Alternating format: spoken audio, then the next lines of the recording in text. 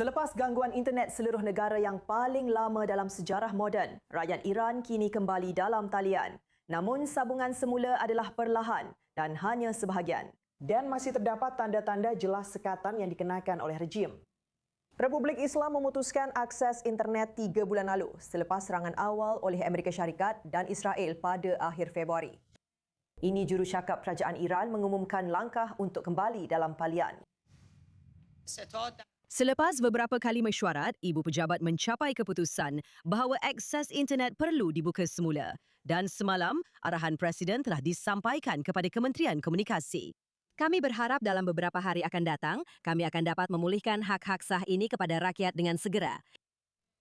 Walaupun sesetengah rakyat Iran mengatakan ia adalah langkah positif daripada kerajaan, yang lain pula berpendapat ia mungkin bermaksud sekatan yang lebih ketat dan kawalan yang lebih tegas berbanding sebelum gangguan berlaku. Berikut adalah beberapa reaksi. Ini memang 100% positif. Pasaran dalam talian sangat ingin kembali ke keadaan asalnya. Tetapi pendakwaan sosial yang terus berlaku ini sangat merugikan perniagaan dalam talian. Perniagaan-perniagaan ini sangat bergantung kepada internet. Dan setiap kali, sekatan-sekatan ini menyukarkan lagi kehidupan mereka. Saya sangat gembira kerana internet akan dipulihkan semula kerana perniagaan boleh kembali seperti biasa. Saya pernah mempunyai kedai dalam talian untuk seketika dan menjual produk. Sudah pasti ia akan memberi manfaat kepada kami. Tetapi satu-satunya masalah ialah penapisan. Jika mereka dapat mencari penyelesaian yang baik dan betul untuk perkara ini, banyak masalah akan dapat diselesaikan. Untuk maklumat lanjut, kita kini bersama Nigar Mustahidi, wartawan di Iran International dan host podcast Eye for Iran. Nigar, ini adalah langkah yang sudah lama tertangguh, tetapi saya ingin tahu mengapa ia diteruskan sekarang. Adakah ini menunjukkan bahawa rejim percaya perang ini sebenarnya sudah berakhir?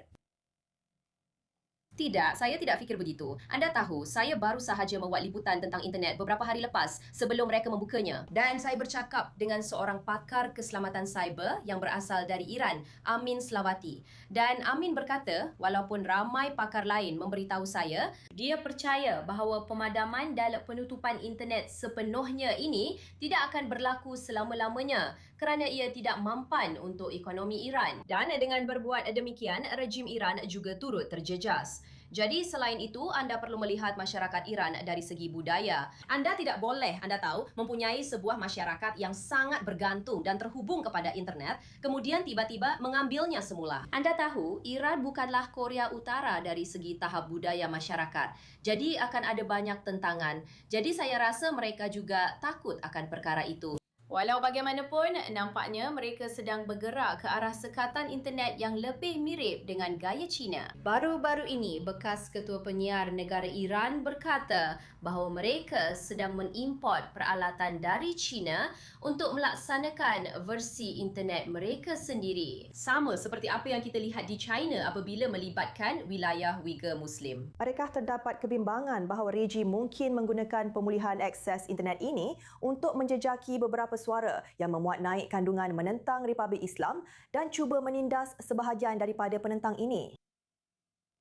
Sudah pasti, maksud saya, itu memang sesuatu yang mereka lakukan sebelum ini dan mereka akan terus melakukannya. Sekali lagi, mereka mempunyai banyak peralatan dan teknologi AI yang datang dari China yang membolehkan mereka melakukan perkara itu. Tetapi dengan versi internet yang berpotensi baru seperti ini, masih akan ada banyak sekatan. Ia mungkin membolehkan mereka mengakses Gmail dan perkara-perkara seperti itu. Dan mereka mungkin akan membenarkan sebagai contoh berita Rusia dan perkara-perkara yang akan menguntungkan rejim. Tetapi dari segi ekonomi, mereka terpaksa membuka akses internet. Maksud saya, ia berkait rapat dengan sektor keuangan dan begitu banyak sektor lain dalam masyarakat.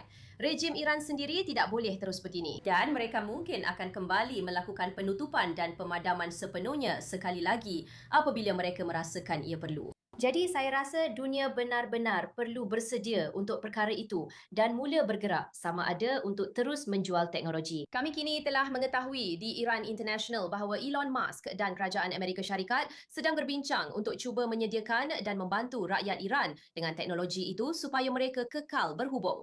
Tetapi malangnya terdapat beberapa isu keuangan dan perkara itu telah menghalang proses tersebut daripada diteruskan. Jadi ini adalah corak yang terus digunakan oleh rejim Iran. Jadi, pada kali seterusnya, terdapat penindasan atau pembunuhan beramai-ramai yang lain yang pasti akan berlaku. Dan hukuman mati masih berlaku setiap hari. Jangan kita lupa, mereka akan melakukan perkara ini. Jadi, dunia perlu bersedia tentang bagaimana mereka boleh membantu rakyat Iran. Baiklah, saya akan katakan bahawa langkah ini juga tidak berjalan lancar dari dalam Iran. Terdapat pertelingkahan terbuka antara IRGC dan Presiden Pezeshkian mengenai pemulihan internet. Sekarang, bagaimana kita harus mentafsirkan perkara ini? Adakah ini benar-benar pertikaian dalaman atau adakah ini mungkin sekadar sandiwara politik yang sedang dimainkan dalam rejim itu? Anda tahu, saya rasa ia adalah gabungan kedua-duanya. Selalu ada sandiwara politik apabila melibatkan rejim Iran, tetapi memang wujud perpecahan dan puak dalaman lebih daripada yang pernah kita lihat sebelum ini, terutamanya dengan perbincangan yang sedang berlaku sekarang. Golongan garis keras tampil dan membuat kenyataan yang benar-benar bertentangan dengan apa yang dikatakan oleh Pezeshkian dan Adolf Foci atau bahkan Galibaf dalam hal ini.